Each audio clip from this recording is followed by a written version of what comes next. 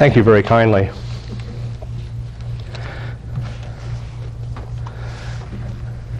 I've certainly been grateful for the opportunities Chairman referred to address many of you in the past, and I am especially grateful for the chance to speak to a nationwide gathering today.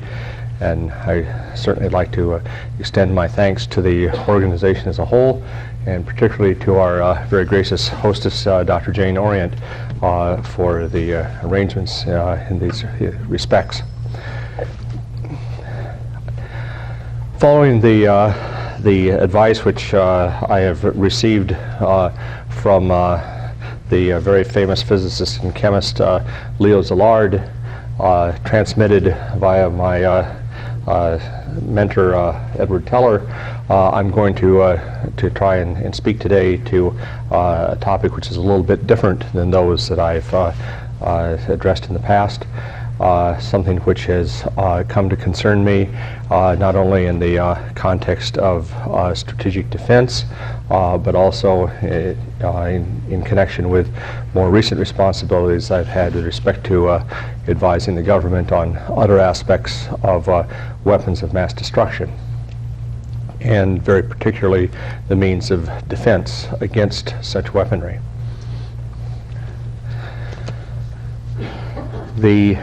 I'll speak to you for a little bit more than half an hour. I'll be very happy at the end to take any questions that you might have, either on what I've said today or what I've said on previous occasions, or I'll be exceptionally daring and do what my friend Edward does routinely and I do very seldom. I'll even volunteer to take a question on anything at all and see how I can wing it. So the winding down of the Cold War has brought a most welcome respite from the prospect of tens, if not hundreds, of millions of casualties arising on timescales of hours to days from a large-scale exchange of nuclear weaponry between the two superpowers and their allies. At the same time, the worldwide relaxation of bipolar tensions seemingly has facilitated conflicts having far smaller but correspondingly more probable casualty levels. At least as significant for Western polities, terrorism on the part of subnational groups and nations using such groups as their pawns appears to be on the rise, driven both by less orderly international arrangements and by the ongoing proliferation of terrorism-enabling technologies. Finally, the breakdown of public health and public order in many distinct and distant parts of the world poses threats exacerbated by modern transportation to the biological well-being of inhabitants of the more civilized world, which hazards are essentially unprecedented. I'll speak briefly to each of these and touch upon some of their implications for the guardians of individual and collective biological well-being of the Western civilization. From the admittedly gloomy perspective of large-scale armed human conflict, the nearly unique positive feature of liberal democratic governance is that it tends to be singularly weak in peacetime, particularly with respect to propelling its governed population into armed warfare. The liberal democracies of the West have gone to war only quite seldom, particularly when the decisions to do so have been taken in a genuinely democratic manner, that is to say, by an explicit ad hoc parliamentary vote. In contrast, and serving as something of a set of ethnically matched control cases, the monarchies of Europe went to war typically once every generation during most of the Middle Ages, and indeed up to the times that they were supplanted by genuinely democratic governments. The invariable tendencies of authoritarian and totalitarian governments, past and present, to maintain relatively large military establishments and to commence large-scale international conflicts comparatively frequently are massively documented. The more so as it has become somewhat fashionable in academia to do so, now that communist totalitarianism has failed nearly completely. The reasons for emphasis by such governments on culturally pervasive force and violence and on the perception of severe external threats are at once obvious and deeply rooted. As I said, they're even academically acknowledged these days now that the last great totalitarian power has staggered and fallen. Unfortunately, the majority of the world's people continues to be ruled by non-democratic governments, as organizations such as Freedom House annually report. Until this fundamental circumstance is changed, presumably by the synergy of growing economic well-being and ever more pervasive worldwide communications, the human race will assuredly not see the end of war. Indeed, we could expect to see both intranational and international armed conflicts on the scales and with the frequency with which they've occurred during the past few years after the collapse of the Soviet Union for the next several decades, at least. Very few of us here today have any prospect at all of truly seeing the end of war or even a reasonable approximation to it. Across the planet, illiberal governments will continue to waste of the order of 1 million human lives each year in large-scale armed conflict, with the large majority of this lossage occurring in the unfree, non-democratic Third World. Because most of these governments, in addition to being nasty and brutish, are also economically poor, they necessarily will emphasize low-cost means of human slaughter. While they will buy First World arms when they can afford to do so, and Second World arms when they must, they will also avail themselves of the lowest possible cost means of killing their perceived enemies whenever they may. We saw notable instances of this during the decade-long war between Iran and Iraq in the 1980s, when poison gas was employed extensively, predominantly by the Iraqis, at the battlefront, and when nearly 1,000 ballistic missiles of several hundred-kilometer range were used to attack Iranian cities, when the Iraqi Air Force was unable to penetrate far into Iranian airspace. We saw Iraq repeatedly certified to be nuclear weapons free by a United Nations inspection agency, dramatically exposed in the aftermath of the Persian Gulf War to be within 2 to 3 years of a ballistic missile deliverable nuclear weapons capability. And I will add here simply an invitation to your attention to consider the very recent newspaper reports that poison gas is being used in a large-scale conflict on the European continent itself as we speak, in the Bosnian conflict by the Bosnian Serbs. That Saddam Hussein wasn't idly boasting that he would, quote, burn down half of Israel, end quote, in the run-up to Operation Desert Storm, became quite clear last winter when the defecting chief of Iraqi military intelligence stated publicly that the Iraqis already possess 200 anthrax-loaded warheads hidden underground, ready to be fitted to that many concealed Scud ballistic missiles. The associated preparations were made, we now read in the newspapers, before the Persian Gulf War. Distributed at no greater than crop duster efficiency levels, the 20 tons of anthrax spores, which could easily be thrown into Israel by 200 Scuds, potentially could wipe out all mammalian life over an area of several million square kilometers, a territory many times larger than that of the entire state of Israel. It is sobering to realize that this potent biowar weaponry was created within Iraq rapidly and with very modest effort level, with equipment and materials purchased cheaply and openly in the West, including an anthrax culture purchased from a well-known biological supply house in the West.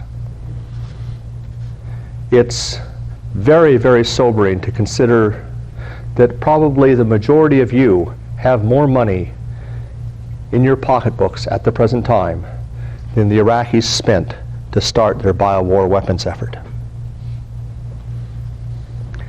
While Hussein and company collectively constitute one of the currently leading contestants for the title of world's nastiest government, Iraq certainly isn't unique in its aspirations to mass slaughter capability and its corresponding efforts. Libya's Muammar Gaddafi has publicly stated his determination to attack New York and Washington with ballistic missiles as soon as he can acquire them. And multiple news reports over the past several months say that he has taken delivery on at least one repainted road-mobile Soviet ICBM, ostensibly for space launch purposes. A repainted SS-25, their most recent and in some respects most deadly ICBM, is now on the sale in the international market for, quote, space launch purposes, end quote. Since it makes no sense, even by Gaddafi's low standard of what makes sense, to use one's small handful of ICBMs to deliver a few chemical high explosive warheads of even 1,000 pounds yield onto a retaliation-capable adversary, it is reasonable to suppose that Gaddafi has in mind using warheads loaded either with chemical agents, which he produces in large quantities at his two anti-aircraft gun-defended, barbed wire-surrounded pharmaceutical plants. That's what the Libyan government calls them, and I suppose if you have a broad definition of medication, it could be called that. Or biological agents, which he can also be presumed to be producing.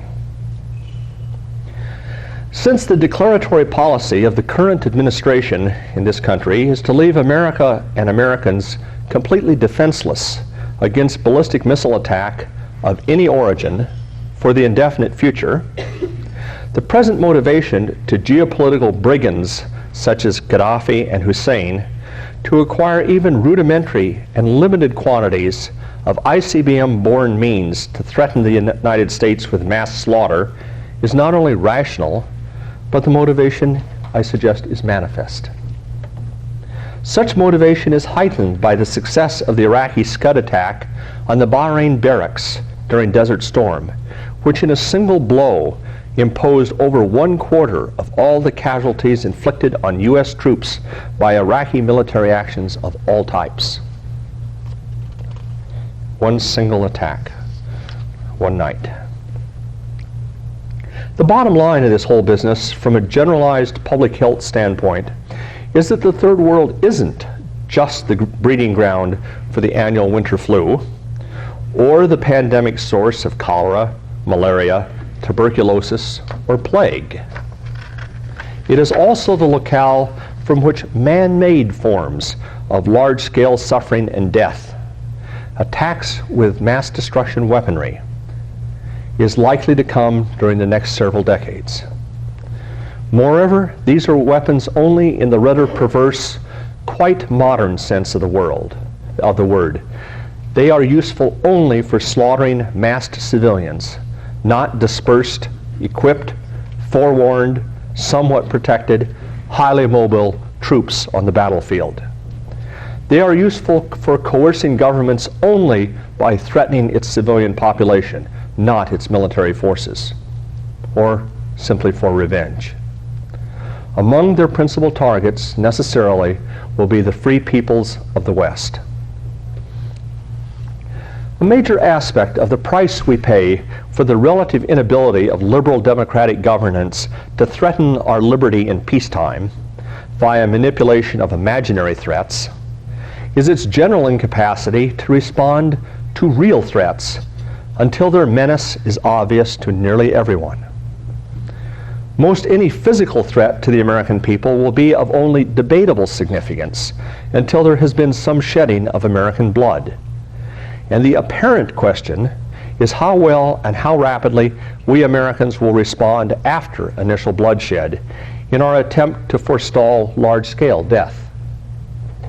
However, the real issue before all of us is what to do about threats which will first present themselves accompanied by large-scale death. What will we do about attacks on Americans which will be conducted with mass destruction weaponry. It might be hoped that a brigand government would be deterred by a sufficiently severe and credible counter-threat. Such governments therefore have powerful motivation to attenuate the credibility of the counter-threat by an implicit appeal to the influential, juridically minded fraction of Western polities, by seeking from the outset to have plausible deniability with regard to their mass murderous actions. There will always be some groups saying, why, surely they didn't do it to us, and if they did, how do you really know they did, and could you prove it in the world court? A favored means for achieving such deniability is to act through subnational terrorist groups, covertly extending varieties of resources in return for acceptance of secretly tendered guidance regarding times and targets for terrorist attacks. Europeans have seen many instances of such covert attacks by hostile governments during the past quarter century. And even we Americans have seen a few spectacular ones recently. The attempt to topple an entire tower of the World Trade Center and the bombing of the Pan Am flight over Lockerbie come immediately to mind. Just because Soviet KGB-sponsored terrorism has gone away doesn't mean that literally dozens of other potential government sponsors, albeit of more limited capability and resources, aren't still available to the international terrorist seeking support. With alternate means of expressing profound unhappiness with the United States becoming ever more risky in a unipolar world, and with the means of highly effective terrorism becoming ever more widely available due to the ongoing disintegration and dispersion of the Soviet military machine and to the overall advance of technology, terrorist attacks on the American people may be anticipated to become more frequent in the foreseeable future. The favorite motif of these attacks likely will be the swift and savage killing of large numbers of people, particularly women and children. For the shocking power to America and to Americans of such losses became vividly apparent to the entire world in the aftermath of the Oklahoma City bombing. Indeed, the Oklahoma City attack reminded all of us of the human damage which can be inflicted by a single malignant individual with little effort and few resources. Chemical explosives, while rather readily available, are perhaps the materials of lowest potential for killing really large numbers of people, for reasons of fundamental mass efficiency. Of the order of thousands of grams of such explosive are necessary to kill a single person, on the average, in typical circumstances. In contrast, of the order of 1/10 of a gram of traditional chemical poisons, such as sodium cyanide, administered as a mass food poison, for instance, will be lethal, while a milligram of World War II vintage neurotoxin, administered transcutaneously or via inhalation, will be deadly, and a microgram of anthrax spores, inhaled over a day's duration, will be fatal. The mass efficiency leverage of attacking ever more sensitive, life-essential aspects of the human organism is very great, particularly when the free energy and raw materials in the human body are treasonously redeployed against their owners by infectious pathogens. It is sobering to reflect that a single person can readily prepare and deliver to a target a ton, 1,000 kilograms of chemical explosive, and that indeed a single undistinguished chemist, and in the case of the World Trade Center, and possibly a single uneducated, albeit trained Army veteran as well, perhaps in the Oklahoma City case, both did so recently. It is unpleasant to recall a recent case from the literature of a husband of at best average intelligence who surreptitiously acquired of the order of a pound of sodium cyanide, with a portion of which he poisoned his wife, and was apprehended only when he lost his nerve as she was dying of unknown causes, and urged her physicians to treat her for cyanide poisoning, which they then did so successfully. It is appalling to learn that a single unusually able chemist recently was able to prepare surreptitiously several kilograms millions of lethal doses of a Nazi-era neurotoxin, moreover via a novel synthetic route, and that a practicing physician of mature years then used some of this material to personally execute an attack on unwitting civilians in a crowded subway car in Tokyo. Fellow citizens who had done no harm to either him or his, overriding his professional ethics at the crucial moment by recalling his oath of obedience to the supreme leader of the cult of which he was a member. It is grotesque to read in the newspapers that a single Iraqi biologist, ordering all necessary equipment, materials, and cultures from Western biological supply houses openly, was able to give her country the potential ability to depopulate entire neighboring countries with bacteriological agents first defeated by Louis Pasteur, and that she now advertises her facilities and her work to UN inspectors as, quote, developing better chicken feed, end quote. Some chickens.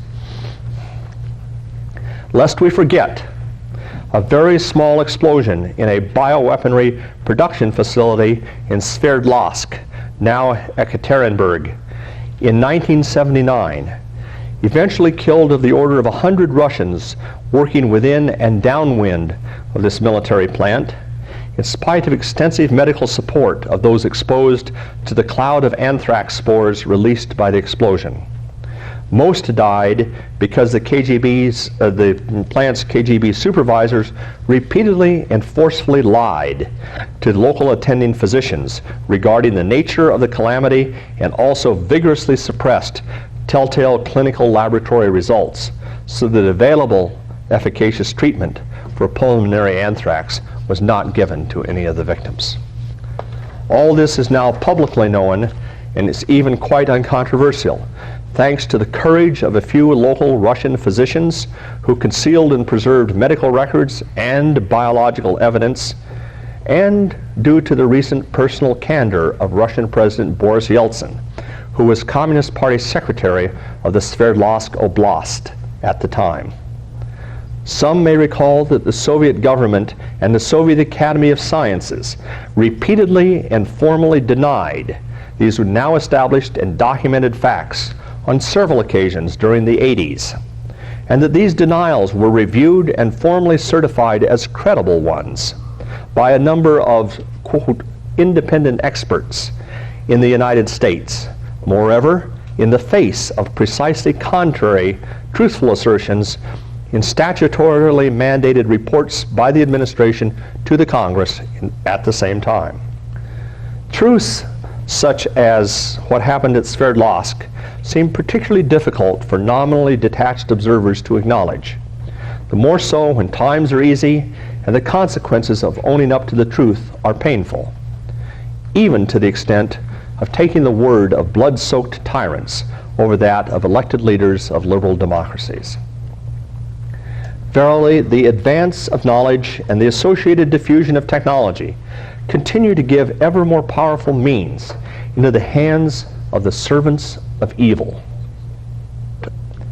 Covert attack of a population center with either chemical or biological agents is even now coming within the reach of a single brilliant high school student, working within a science fair resource envelope with esoteric, albeit available knowledge scavenged from the darker corners of the internet.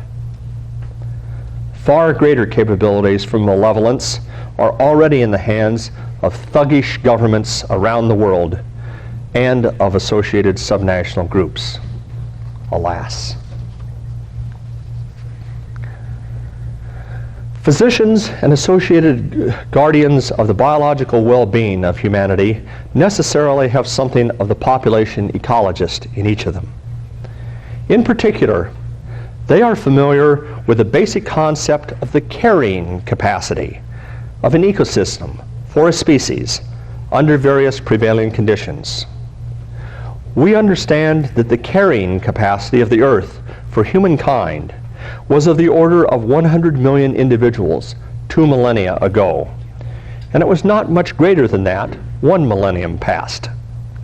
That it was about 1 billion at the beginning of this century, and that it is at least 6 billion at the present time. I use the actual human population as an apt measure of the planet's carrying capacity for Homo sapiens, for human fecundity is so prodigious as to expand the population to carrying capacity limits on time scales of 1 or 2 generations, faster than the carrying capacity itself has ever expanded.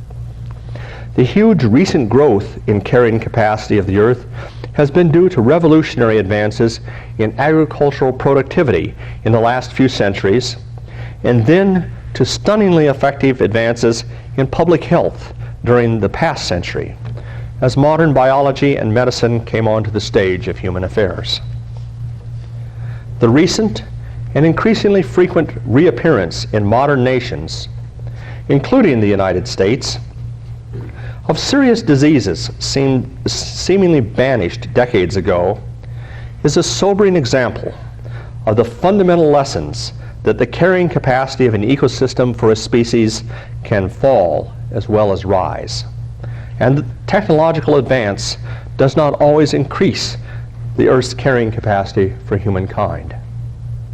For example, modern air transportation, commercial airliners, can readily move diseased individuals or materials halfway around the planet in a single day, and can do so in quantities sufficiently large to launch a large-scale epidemic at the destination of a single large-capacity aircraft. Cholera returned to America last year in this manner, and an entire plane load of Americans was recently exposed to tuberculosis, with several infections already resulting from flying a few hours in the company of a single seriously diseased, albeit ambulatory passenger. Sooner rather than later, I fear, some nasty folks will bomb an international aircraft with a biological weapon which will covertly infect most of the passengers during a long-haul flight, sending them in apparent good health past airport inspection points as hundreds of unwitting vectors into their destination city and country.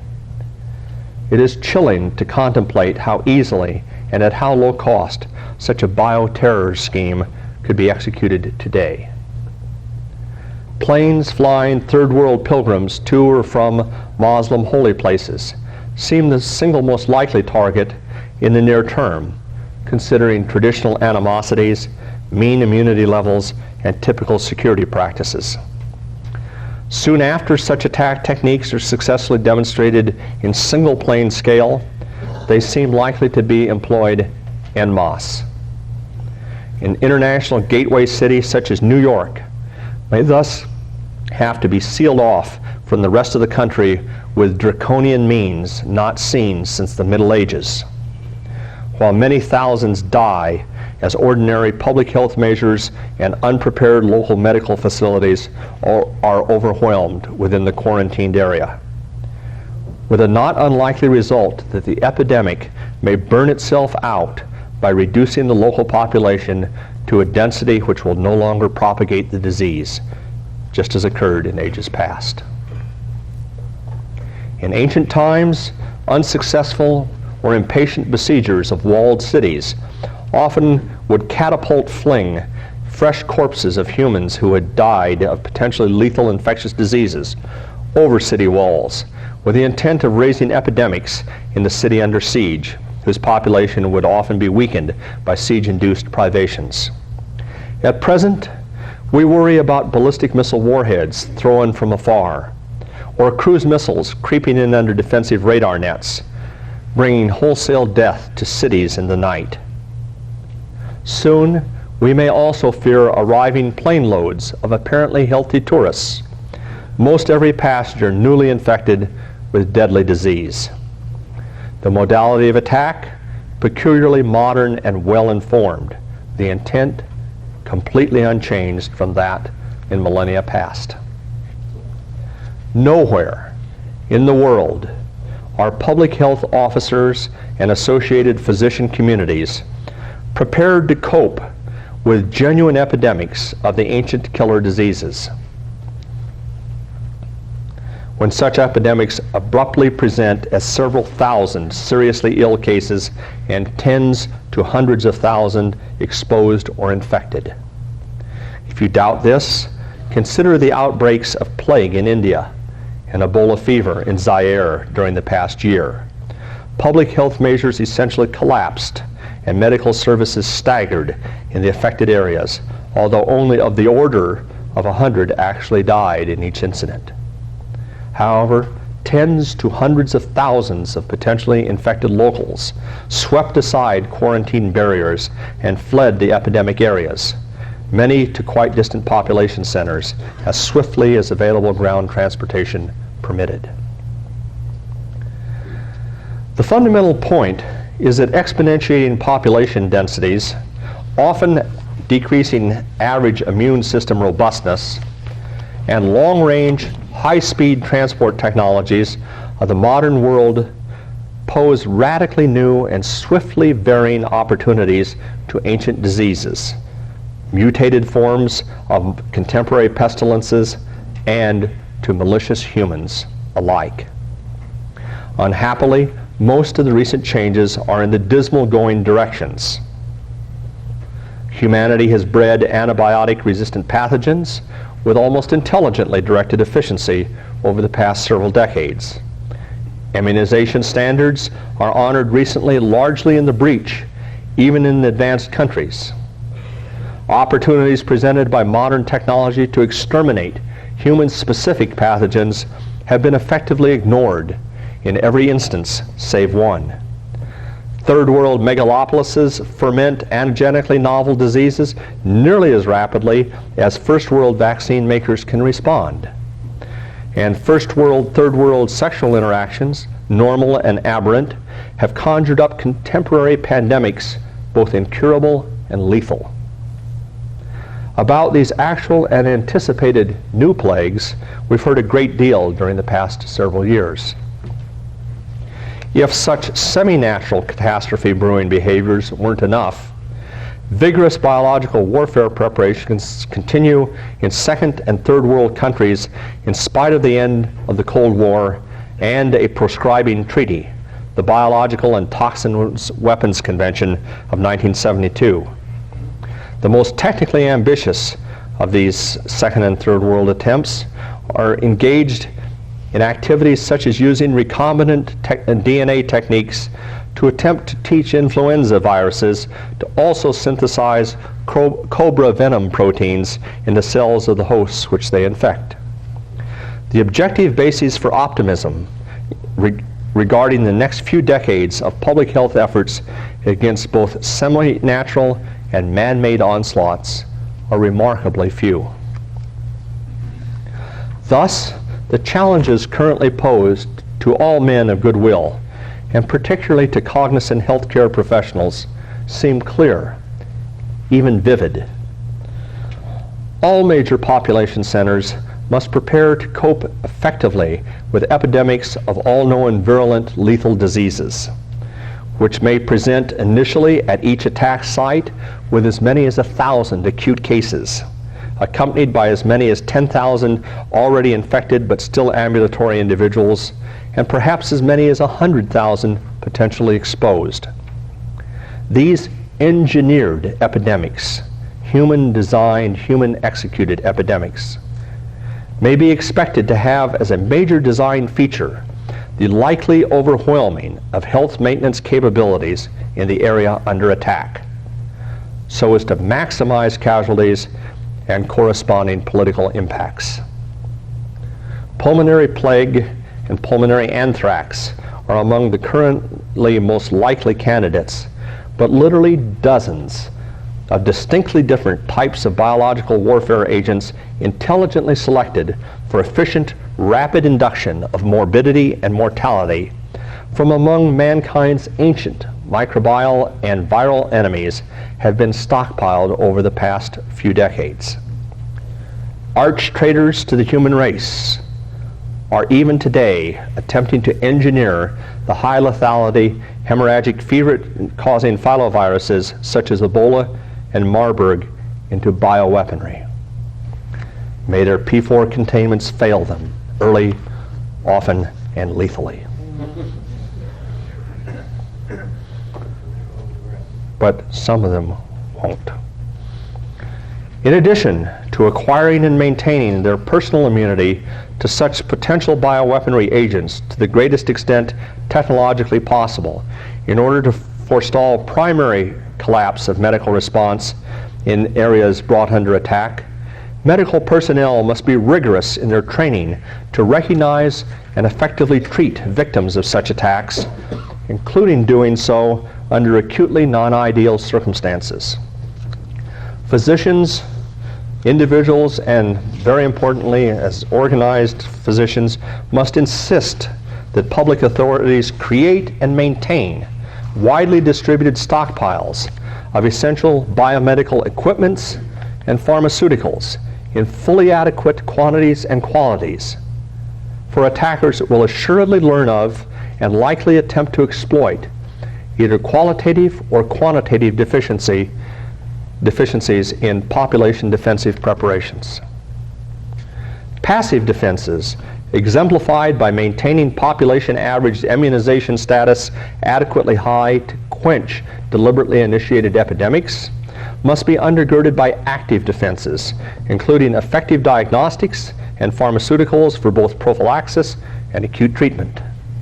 Neither type of defense, neither passive nor active, will be easy to erect initially or cheap to maintain over the next several decades, but neither are defenses against natural biological threats. In both cases, the sole alternative to adequate defenses is mass suffering and death. On the biological and medical fronts, the ancient political military maxim now fully applies. If you would have peace, prepare for war. Few considerations seem more likely to forestall attacks with bioweaponry than the perceived likelihood by the attackers that such attacks will fail thoroughly to achieve their objectives. Man-made viruses and worms even now roam cyberspace, often at light speed, and routinely infect and occasionally utterly destroy unprepared computer systems worldwide. Several thousand distinct species of these cybernetic pathogens are already cataloged, and roughly 1,000 new ones are currently detected each year. Vaccines, diagnostic and prophylactic packages, and systemic sterilizers of various efficacy and threat spectral breadth are commercially offered in often bewildering variety for individual computers as well as for vast computer systems. Verily, cybernetic ontogeny even now recapitulates biological phylogeny. So it also appears with respect to biological warfare. Modern technology and contemporary politics have combined to make biologically based attacks on individuals and populations at least as attractive in some circumstances as the more traditional forms of physical aggression for political purposes. The already existing and rapidly growing potential for such attacks will likely become realized in our lifetimes, perhaps dreadfully soon. While the modality of attack will be novel, its basic thrust will be ancient. Likewise, the approaches to averting it and minimizing its impact will be the classical, time-proven ones. As always, the attacker will have the advantage of surprise and the choice of time and place. The defender generally enjoys superior logistics as well as the potential advantage of preparation. These latter advantages can be decisive under presently prevailing circumstances for the case of biological warfare. However, the failure to exercise them fully seems likely to be catastrophic. The choices before the human race, particularly its medical and public health professionals, are stark and immediate ones. Thank you very much for your attention.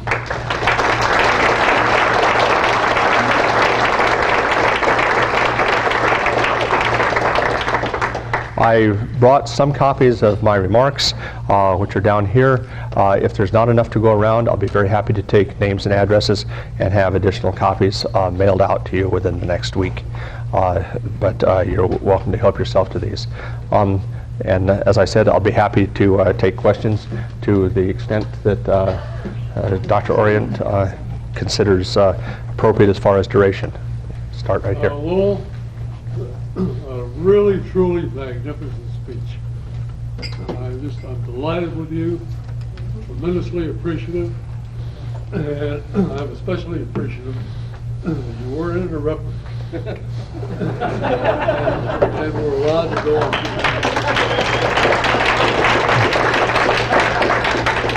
I very much appreciate the audience's kindness there. Comparing with what you just told us, and what I partially, but mainly, told the audience earlier in the day, I feel like an angel of hope compared to you with the human race. The remark was that the remarks earlier in the day about nuclear proliferation were relatively hopeful compared to the comments that I made about biological and chemical problems. And I believe that the difference between these two viewpoints is reflected rather fully by the fact that the U.S. government, in particular the Department of Defense, ranks biological weaponry as number 1, chemical weaponry as a distant number 2, and nuclear weaponry as down there behind chemical weaponry in number 3 position as the most perilous threats, not only to American forces, but to the American citizenry as far as weapons of mass destruction are concerned. Nuclear weapons we've been rather riveted by the last for the last half century because of their enormous potential for local destruction and enormous impact on the local population. Nuclear weaponry, however, we understand has been developed to a really major extent only by the 2 superpowers, and to a significant extent maybe by another 3 or 4 countries. You read in the newspapers that chemical and biological weaponry are the so-called poor man's A-bomb. The amount of mass that you have to move, as I said, in executing a chemical attack or a biological attack is measured in the milligram to microgram regime. 1 milligram to 1 microgram, within a single human body is lethal. To scale things in the same fashion, it was the order of 10 tons that was required for the Hiroshima bomb, and it killed 100,000 people. So you might say that the mass efficiency there was something of the order of 100 grams of material per fatality. The amount of chemical or biological agent that you need to disperse for that same fatality level is several orders of magnitude lower. One single plane load of biological weaponry in the form of anthrax spores can potentially depopulate an area which is larger than the largest metropolitan area in the world. One single plane load could potentially kill maybe 10 million people. It's the efficiency is staggering, and the ability to create these materials is within the reach, as I said, even of single individuals, certainly of any government that wishes to have them. So the grounds for optimism are not very great, I'm sorry to say. Please. You enumerated several methods of preparedness that make good sense. But going back to the 1930s, before the invention of antibiotics, public health used other tools for limiting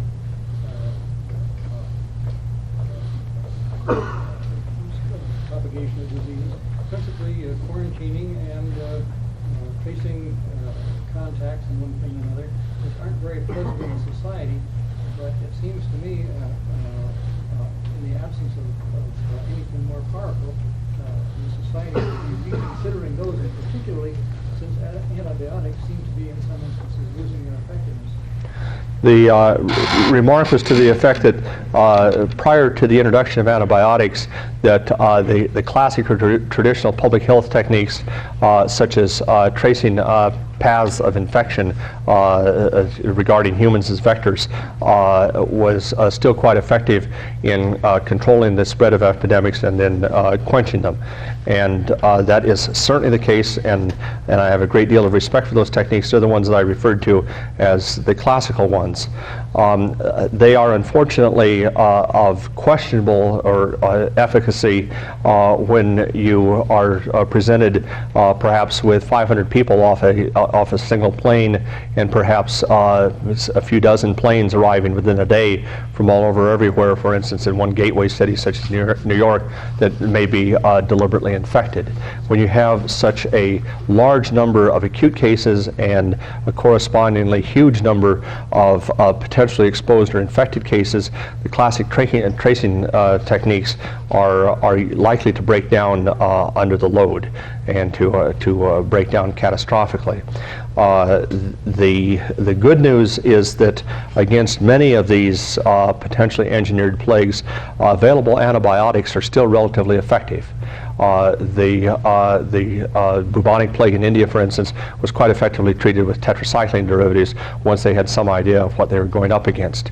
A handful of pills, a small handful, is going to save most everybody except the most acute and debilitated cases.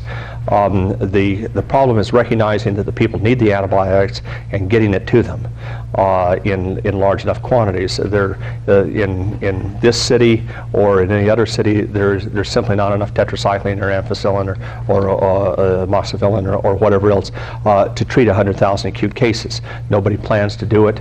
It's not medically or sensible or economically reasonable to stockpile such huge amounts of material. It may be necessary to augment those stockpiles against the prospect of large-scale catastrophe, in spite of the fact that it's not seen on a day-to-day basis. One of my basic points that I wanted to leave with you is that the people who execute these attacks will very likely not do so in small scale. They'll do so in such large scale that it's done with the intent to overwhelm medical capabilities, so that things will collapse back into the quarantine techniques that were employed during the Middle Ages. Please. I have one very specific question. In general, I have been arguing not only against secrecy, but in an active way to introduce, wherever possible, an obligation of openness, an international obligation of openness. Now, it would seem to me that as a countermeasure to the very real things that have been presented, the obligation of openness might be very effective, possibly even more effective than any prohibitions. Research on whatever new can accidentally or intentionally develop is something I hesitate to restrict, because of my belief that knowledge is in general useful or can be made useful. But if, instead of emphasizing prohibitions, we would emphasize the obligation of openness, that whatever is being done in connection with biological effects must be published in detail. That, to my mind, is so obviously in the interest of everybody, practically even in the interest of the people who are working on this, who are exposed to its very dangers, that I would hope that a tactic of emphasizing openness would be particularly appropriate. Would you agree with that, Lowell, or? Under the circumstances, I would very much like to agree with Professor Teller's suggestion. I certainly share his philosophical belief in full measure in favor of openness relative to secrecy under every circumstance.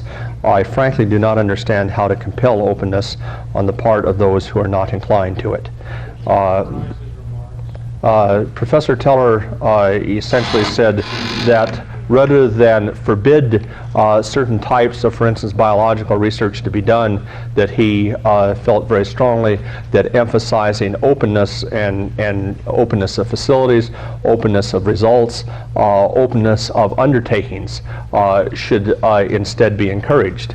And I certainly think that that is a trend which, one, should be taken, and two, must be taken, and three, is the direction in which a more enlightened human civilization will inevitably move. However, I do not understand how to compel openness on the part of the Iraqis, the Libyans, the North Koreans, or for that matter, I'm very sorry to say, I don't know how to compel the required degree of openness on the part of the Russians. Even under the democratic, or a far more democratic government than they've ever had before, and a far more liberal one than they've ever had before, namely the Yeltsin government at the present time, the Russians continue extensive preparations for the waging of chemical warfare, and the United States has recently gone on record in kind of a backhanded fashion in the congressional debate on national security authorization for next year, has gone on record to the effect that the Russians are continuing biological warfare preparations in spite of having signed a treaty 23 years ago banning those preparations. So even under the best government that they've ever had, namely the one that they currently enjoy, the Russians are continuing not only secret but illegal, internationally banned preparations for biological warfare. In addition, we read in the newspapers that they are continuing preparations of dubious legality for chemical warfare. So I don't understand how to compel openness on the part of a sovereign entity, short of bombing them into oblivion, which doesn't seem to be very feasible either. It should be encouraged. It is something which is necessary for greater civility. I don't see at the present time how it can be sufficient, but Professor Teller may well have the means. I don't have the means. But I would like to suggest that we try to invent the means. And I would like to suggest that it will be useless to find the cure for everything. It is much more useful to find the cure for the worst possibility. I would therefore not particularly worry about chemical warfare. I would worry about biological warfare that can spread, that can endanger the very people who are doing it, and try to introduce in international treaties an element which will deprive people who engage in secret research on biological things, deprive these people from any protection on the international scale. For instance, in questions of extraditing, in questions wherever one can act on any other government. To emphasize this very specific point, we are all potentially in danger by the kind of thing that Lowell has mentioned, and I'm saying what I am saying because I think this deserves a lot of imagination and a lot of invention, how the international situation can be changed in such a way to abolish secrecy. And let me make here a particular point. We all want peace. The approach to peace has been, to a great extent, politically, through disarmament, through forbidding things. I like the approaches that go on through encouraging things, positive measures. Research on biological systems, even when dangerous, will have great advantages by knowledge, by possible cures for things that occur naturally. I would like to couple openness with an encouragement of knowledge and a crime to keep such increased knowledge secret. I want to encourage knowledge and encourage the spread of knowledge. I claim that this is not a completely new but a somewhat new approach to the question of secrecy by zeroing in on a particularly important point and zeroing in on a point which is in an obvious way in practically everybody's interest. And furthermore, I try to say that this has not been tried. Forbid stockpiling, yes, that we have tried.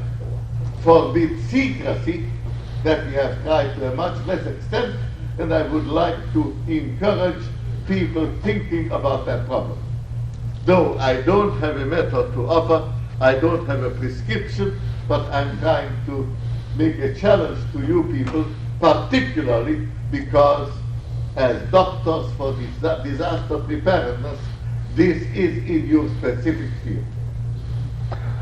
I think most of you heard Professor Teller's remarks, which I certainly strongly applaud. They unfortunately speak primarily to the threat that comes to us in the chemical and biological warfare directions from a superpower, which the Russian Federation in many respects remains. Those people are developing new knowledge in chemical and biological weaponry, and some of it is of a quite fearsome character. Fortunately, the changes that are taking place in that country already are producing or inducing behavior of the type that Professor Teller just spoke to. Very courageous single individuals are exposing the illegal and immoral actions of sectors of the Russian government. I would like to believe it's not of the policy of the Russian presidency and parliament, but it's activities which are still conducted in that country by the military research establishments to advance the fundamental state of knowledge in chemistry, in chemical and biological warfare for explicit military purposes. We do see, and you've read in the newspapers, of single individuals that have come out and denounced these ongoing preparations.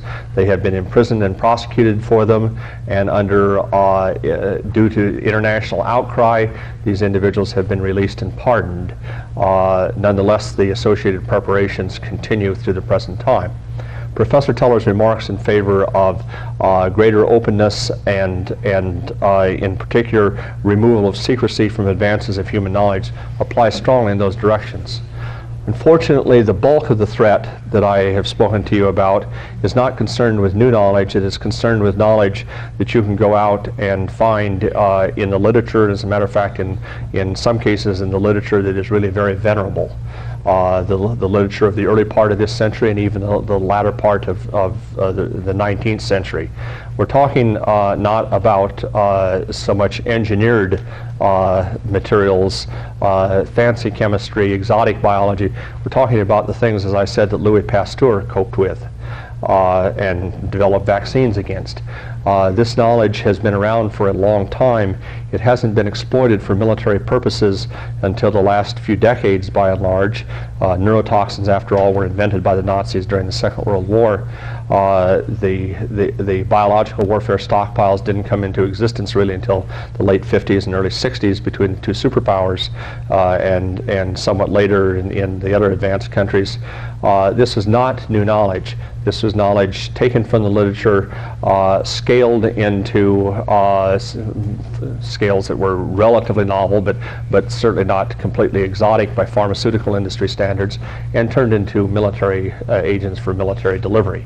I strongly contest, and I'm willing to argue in any forum with anybody, that these are not legitimate military weapons. They aren't the sort of things that soldiers will use to fight battles or fight wars.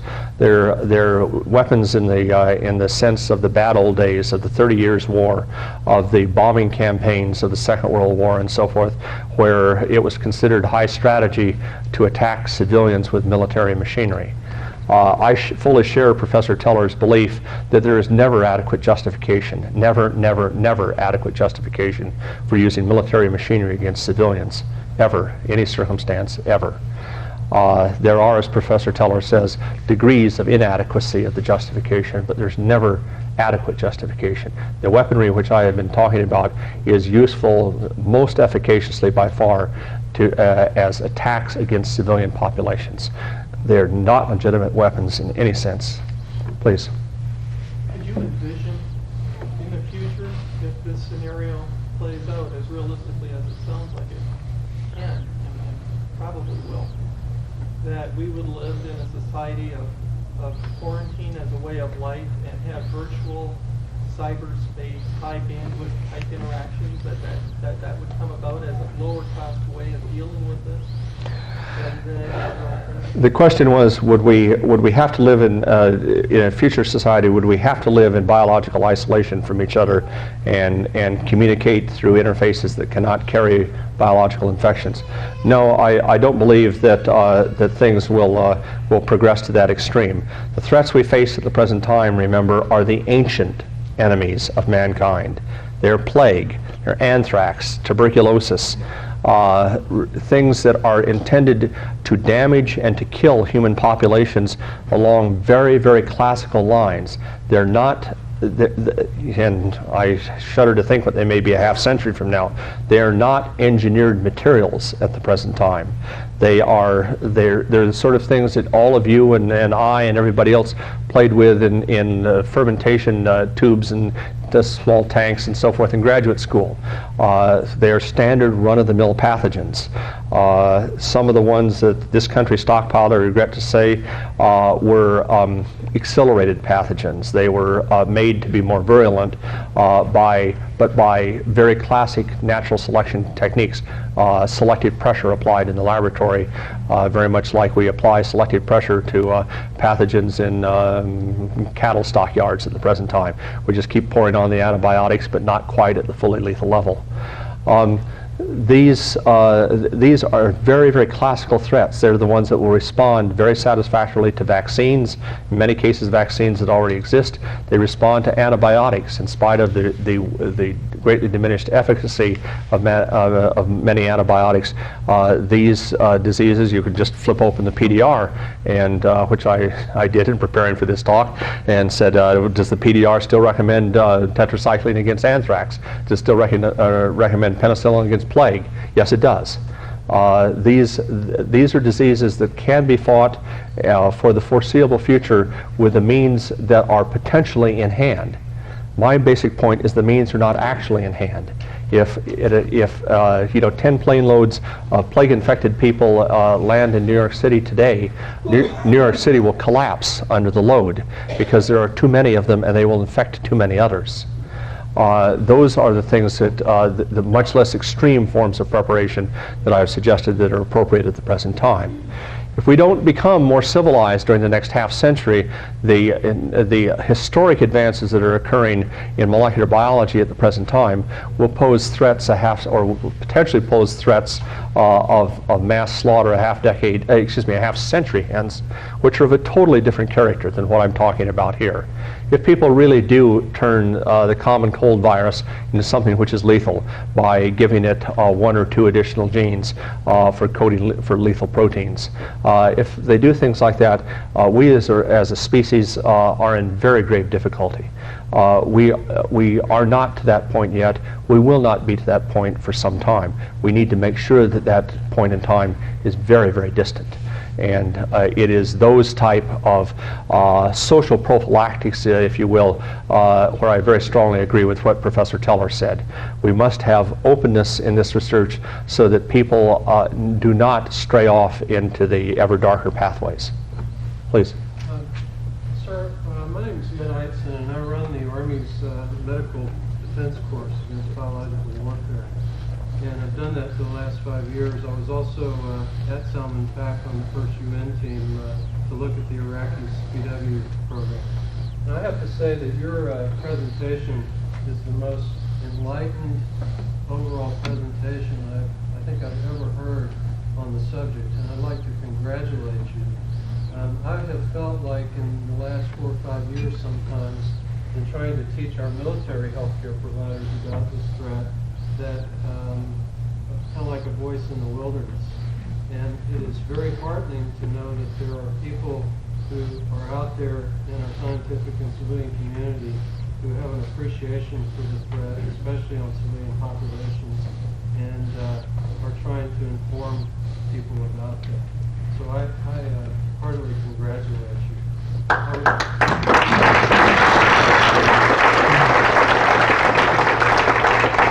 like to just add that there is some glimmer of light from a national public health standpoint.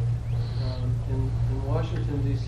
2 weeks ago, there was a meeting attended by over 500 people from all over the country, mostly local emergency and EMS type providers and responders, looking at the threat of biological and chemical terrorism. This meeting was spurred on by some of the recent events that have happened in the world, and I think that at least from my small perspective in the whole situation, I think that things are starting to move in the right direction. That there are people who are looking at things like vaccine stocks and antibiotic stocks, teaching local healthcare providers about these diseases like anthrax, botulinum intoxication, things like that, that will maybe make us more prepared to deal with this threat. And I'll get off my soapbox now, but I really just wanted to say that because I think your remarks are outstanding. Thank you very much, Colonel. You are very gracious, and I will comment just very much off the record that I've not been entirely candid with you, my gracious audience.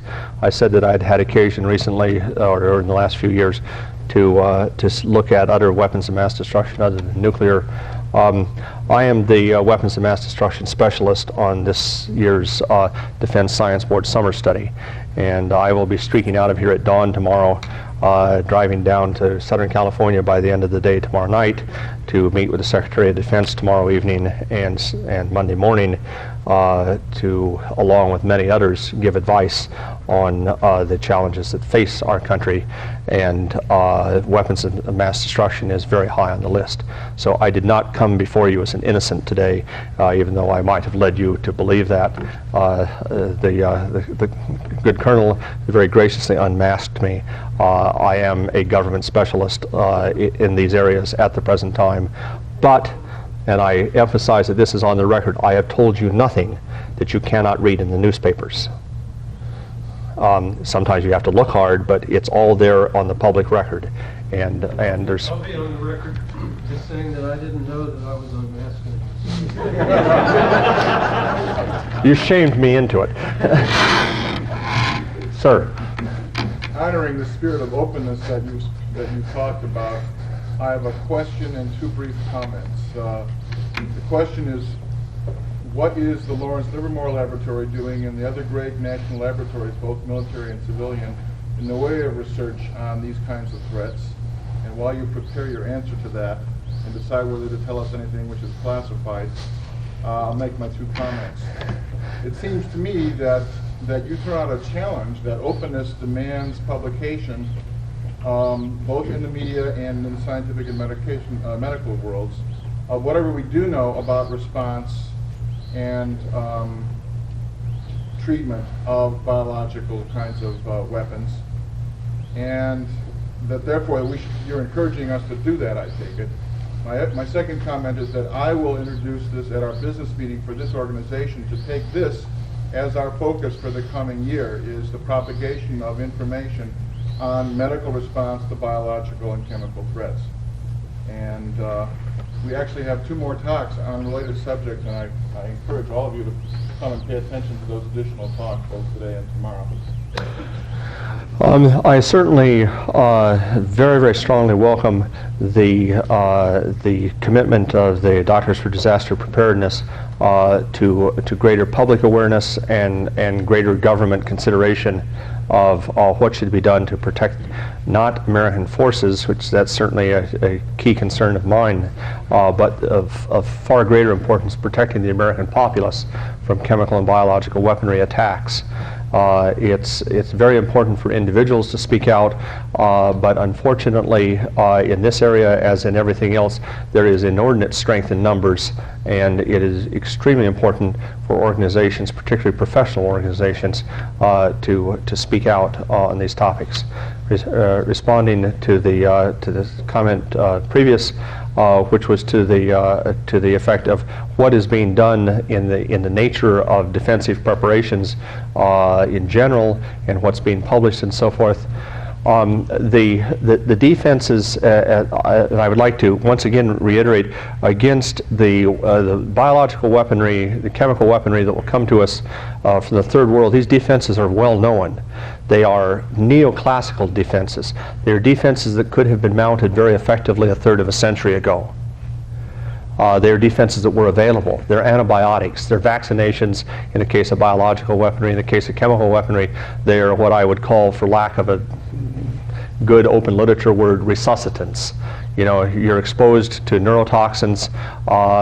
Some of you as physicians may have had to treat people who are exposed to agricultural pesticides, some of which are neurotoxins. They're arthropod neurotoxins, but they have a family similarity to mammalian neurotoxins. They all attack cholinesterase, and they attack it by semi-irreversibly complexing with it, by ligating cholinesterase so that it's no longer available to catalyze the degradation of kind of unmopped up acetylcholine at the synapses of the cholinergic neural system in mammals. And all neurotoxins run along the same basic lines.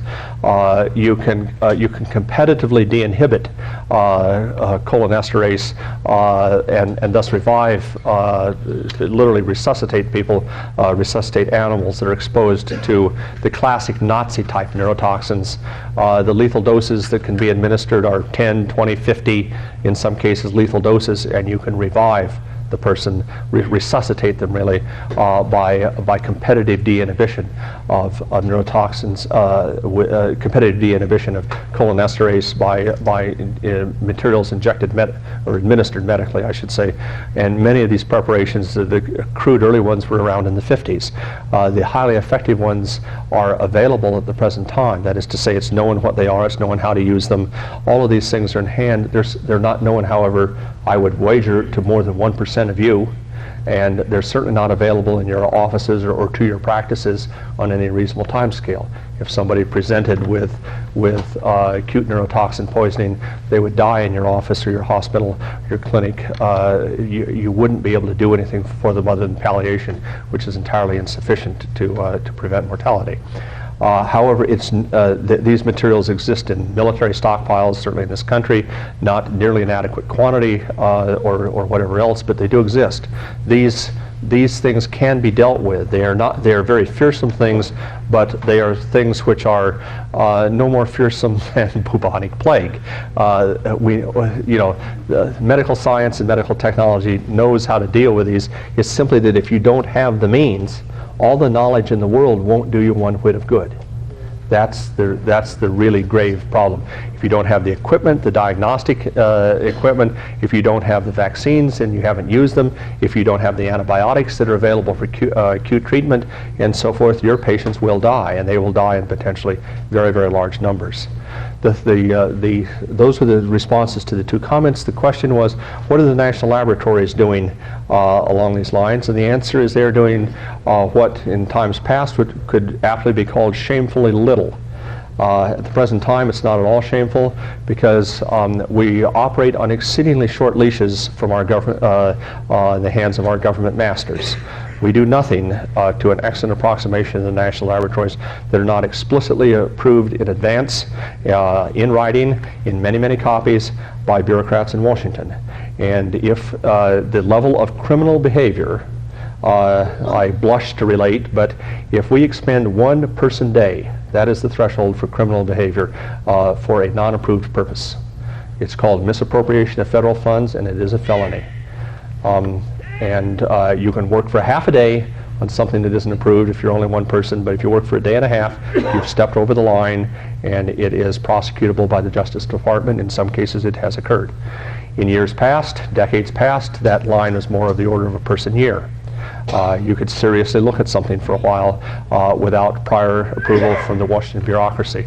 Those days, unhappily enough, are in the past, and nowadays we work only on the things that the bureaucracy has decided should be worked on and is funded in advance, and so on and so forth. This is an exceedingly unhappy state of affairs. It puts researchers on an impossibly short leash, but nonetheless it is the will of Congress, and we have to all respect that the national laboratories be so policed, and they are. So nothing is being done and nothing will be done. Please. Yeah, yes, excuse me. And since there's many more than 1 or 2, sir, do you want to pick them? Triage. Over here. You said something in passing that I didn't quite understand. You could clarify it, and then if I could ask a question. You said in places where population densities are very high, you said in those places where immune systems on average are weaker. I can think of about 3 different ways to interpret that. I'm not sure what you meant by that. The 2 were not correlated. They were simply associated in my statement. Empirically, where population densities are extremely high, whether it's Calcutta or Mexico City, you do not find a high level of vaccination, to phrase it delicately. Okay, thank you. The question was, since these are all these neoclassical and so forth type threats, and the stockpiles were built up in the 50s, can you tell me why now is the problem rather than, say, 10 or 20 or 30 years ago? What's different about now as opposed to... I'm awfully sorry I didn't make that clear. The question is, if all the stockpiles were built up in the 50s and 60s, why are we being concerned now? And the answer was that the U.S., to its great credit, was one of the motivating forces behind the Biological and Toxin Weapons Convention of 1972. Frankly, we stockpiled very large amounts of a very wide variety of very nasty sets of materials, and we looked at them carefully in tests and in simulations and in studies and analyses, and we said, these are not weapons. These cannot be used for military purposes. This is, to paraphrase it slightly, this is a crazy business. And we proceeded to persuade other major nations that we and they should exit from this area. We destroyed our stockpiles, we destroyed our laboratories and production facilities, we shut down. Most other Western nations did so likewise. The Soviet Union agreed to do likewise. It signed the convention, and it contravened it from the very beginning. So not all the stockpiles disappeared. Of a lot of really, stuff that made plague look tame. We left the business, and so the problem kind of went away, because in the views of a lot of people in this country, it had even gone away in the Soviet Union. The facts were different, but the perceptions said that it had gone away. What we see happening now, and this is the profoundly unhappy thing, is these technologies are proliferating worldwide. Nobody had them. That's the difference between 30 years ago and now, is they were in the they were in the hands of a very small number, a literal handful of governments that I won't say were exceptionally responsible, but were very careful. They are not in the hands of careful governments at the present time. They're in the hands of folks like Saddam Hussein, who took his sub-teenage son in a very well-documented incident into a prison and taught him how to execute political prisoners with a pistol at close range. That's the type of people who have this weaponry now. And that's why there are, I believe, legitimate and rational grounds for great concern. Please, I haven't taken questions in back. The question I have relates, now you've unmasked yourself, I was just wondering if... No, I was unmasked. But you've talked here about potential. And the thing is, we have an actual gas attack, which happened in the very recent past. I'm talking about the siren gas attack on the Tokyo subway and the armed Supreme Troop involvement there. There have been other, and I use the word scares, who knows whether they were actual subsequent attacks or not. But the fact is there's people running around and our organisation is still in Japan. Apparently there are stocks of this stuff still around. And I'm just wondering if you know what the reaction of the Japanese authorities has been to contain this threat. Since we're referring to my being unmasked, yes, I know a very great deal about these things, and I've told you about all that I legally can.